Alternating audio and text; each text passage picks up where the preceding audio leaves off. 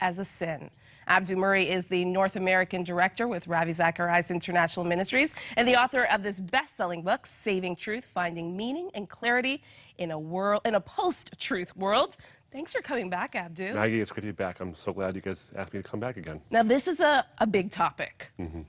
Yeah. A really, really big topic. Yeah. And I have a million questions. We'll get through half of them, probably. Okay. So you start off the book talking about in 2016, Oxford decided or had declared that post-truth was the word of the year. Yep. Explain what post-truth is. Sure. So Oxford English Dictionaries in 2016, every year it actually names a word of the year in English language. And the word of the year is meant to capture the ethos, the pathos, the fascinations of the culture for that particular year. And so in 2016, especially after the election cycles in the US, post-truth was capturing the imagination. So something is post-truth if it elevates feelings and preferences above facts and truth. Now, what that means isn't that they reject truth altogether. That's not what it means. Postmodernism was the movement that we saw, blossoming in the 60s, into the 70s, sort of becoming a full-fledged tree in the 80s and 90s, but eventually withered away, I think, in the 2000s. Postmodernism said there is no objective truth. But you can reason with someone like that because you can say, if you say there's no objective truth, is your statement objectively true? And of course, you can see how it's self-defeating. Right. Post-truth is different. Post-truth says there is truth out there, but my preferences matter more. In other words, truth exists and I don't care. And you outline that there is a soft mode and a hard mode when it comes to that word post-truth. Yeah, so the hard mode of post-truth, ironically, is actually easier to deal with. So because a hard mode says this: I have an agenda. It's political, it's social, it's religious, it's personal, whatever it happens to be. But because it's such a lofty, high agenda, if the facts happen to not match up with my agenda, I'll outright lie about them or cover them up. And that's where you get like fake news and all this kind of alternative facts and these kind of words from. But you can deal with that by saying, if you're going to lie about the facts, well, then you're using facts to sort of bolster your agenda. So I can bring the true facts in and actually argue with you. That's why it's easier to deal with. The soft mode is harder to deal with because if you have a soft mode of post-truth, you don't so much hide the facts as you ignore them altogether. And someone might say, well, here are the facts that contradict what you're saying, or even support what you're saying. And someone says, well, that's very nice, but my preferences and my feelings matter more. So bring all the facts you want. I don't care. And no one actually comes out and says those things, but they certainly act that way. And you do hear people say, this is my truth, and you can't argue with my truth. Right. You talk in the book about this creep that's happening in our culture when it comes to post-truth. Can you give us examples of what you've seen in our culture where this is it shows out that post-truth is a problem and an issue in our culture? I'll give you two examples, actually. The first example, I think, is in the area of religious pluralism. Now, in North America, both the United States and Canada were founded on the idea of pluralism, which is in itself a good thing. The idea is that no one worldview should have political or enforced dominance over anything else, and we're all for that. But what it's resulted now in is this relativistic thinking that all paths lead to God. So in an effort to actually agree on everything, one author, Stephen Prothero, actually calls it the Straightjacket of Agreement. We're no longer allowed to actually delve into the depth and the richness and the differences of our traditions anymore because we have to agree on everything. So what ends up happening is we say all paths lead to God. The problem with that is that in an effort to respect every path, we've actually disrespected every path because not only do all paths not lead to God, not all paths even claim to lead to God. Islam doesn't say you get to be with God forever in paradise. It says that you get to go to God's paradise, but his unmitigated presence isn't there. Buddhism says you become nothing. Hinduism says you become God. Christianity says you get to be with God. They couldn't be more different. And so by saying they all lead to God, you're actually insulting all of them. And that's what post-truth does. It confuses feelings with the realities. Second thing is science.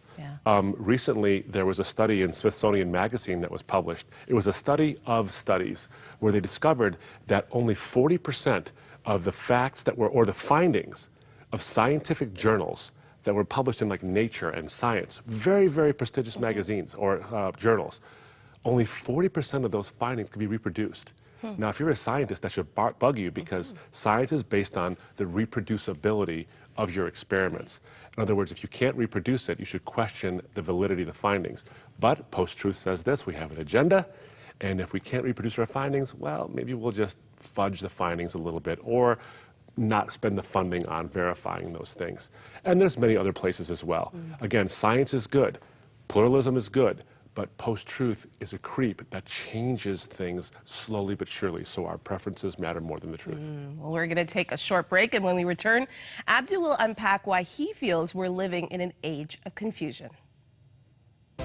Confusion is embraced as a virtue, and clarity is decried as a sin.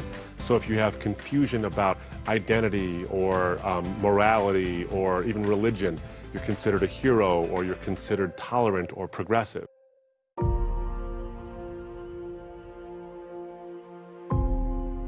I think that's one thing you had said to me too, just the time when they said, you know, start your engines or whatever it was. Yes. And to hear everybody's engines roar to life. Start up, you know, it's like, oh my, this is big. Because the sound was just everywhere.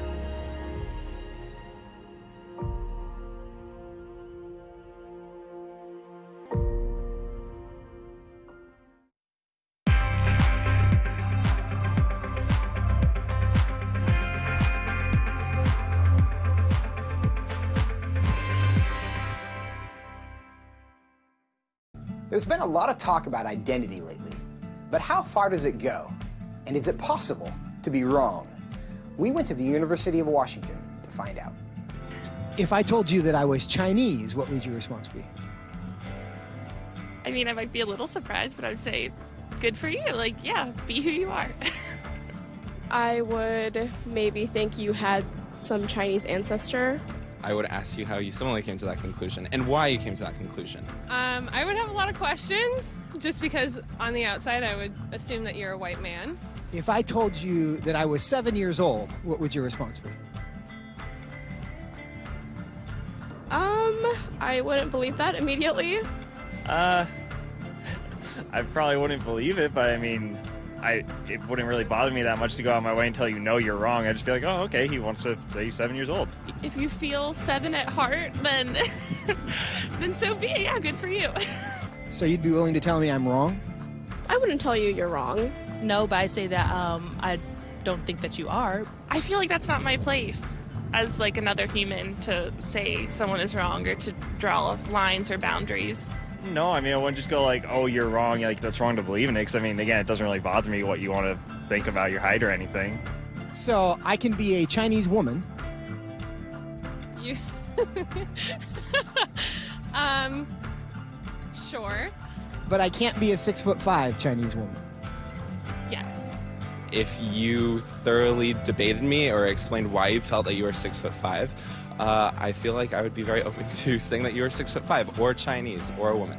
It shouldn't be hard to tell a 5'9" white guy that he's not a 6'5" Chinese woman. But clearly it is. Why? What does that say about our culture? And what does that say about our ability to answer the questions that actually are difficult? We're back with thinker, author, and author of this great new best-selling book, Saving Truth, Finding Meaning and Clarity in a Post-Truth World. You talk about we are in this culture of confusion. I think that's a great example of that clip that we just saw. Yeah. Explain that, this culture of confusion that we're in. Sure. Well, culture of confusion, as I define it, based on this post-truth idea, is that it's a culture where confusion is embraced as a virtue and clarity is decried as a sin. So if you have confusion about identity or morality or even religion, you're considered a hero, or you're considered tolerant or progressive. But if you're clear on these things, in other words, if you embrace the idea that there are in life some boundaries to our freedoms and to our ability to express ourselves or to be whoever we want or even define ourselves, well, then you're considered a bigot, or you're considered intolerant, or you're considered regressive. So confusion is a virtue, clarity is a sin, and the reason why confusion has become a virtue is because confusion allows for fuzziness at the edges. There are no boundaries or borders. So if there's no boundaries or borders, you're not on the outside of anything. You're always on the inside, and the inside is ever expanding.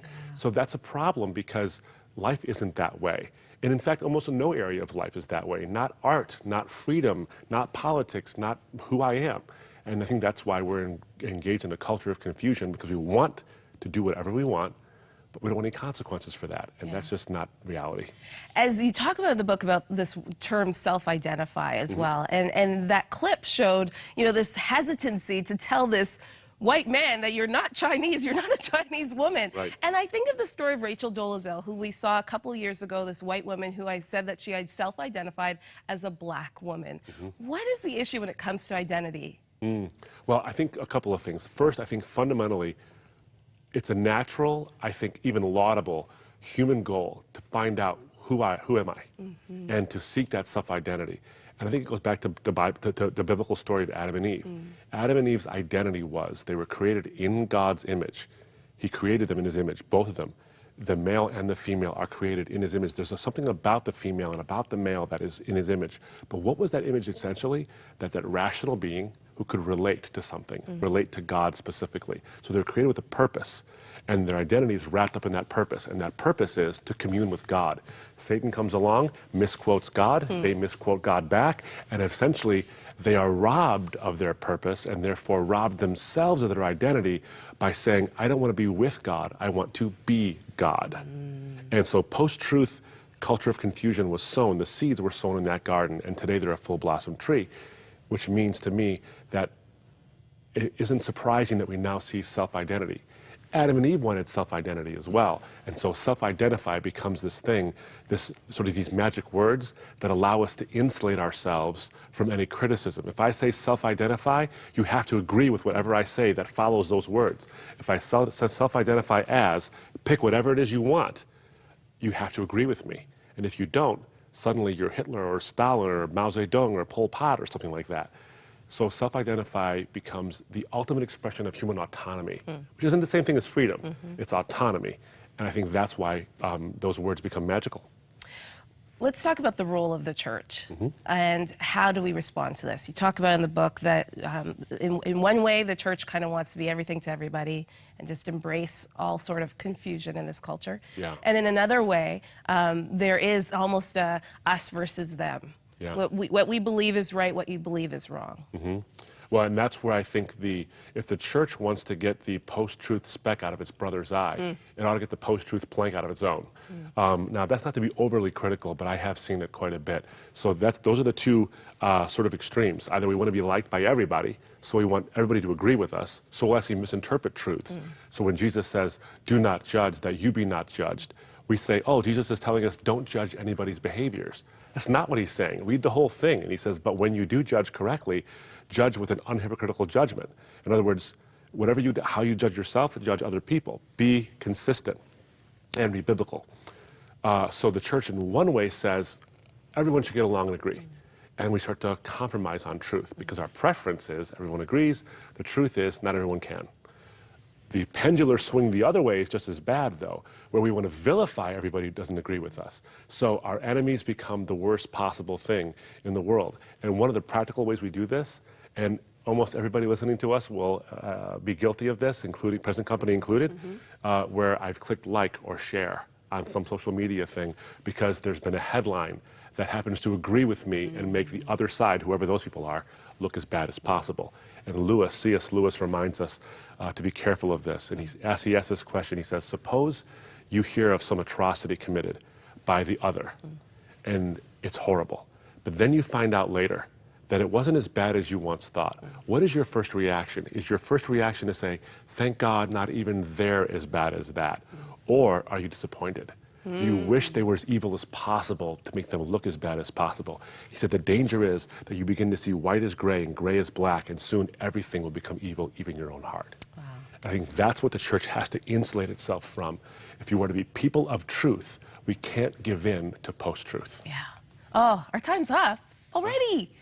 It's been a lot of fun so far. Thank you so much again, Abdu. The name of the book is Saving Truth, Finding Meaning and Clarity in a Post-Truth world. You definitely are going to want to pick up your copy of this great book. And if you are at the point where maybe you are confused, maybe you don't even know Jesus, and as Abdu was talking about, the author and the finisher of our faith, the truth lies behind Jesus. And if you don't know him as your Savior, if you don't know him personally, our prayer partners would love to introduce him to you today. The number's at the bottom of your screen, 1-866-273-4444.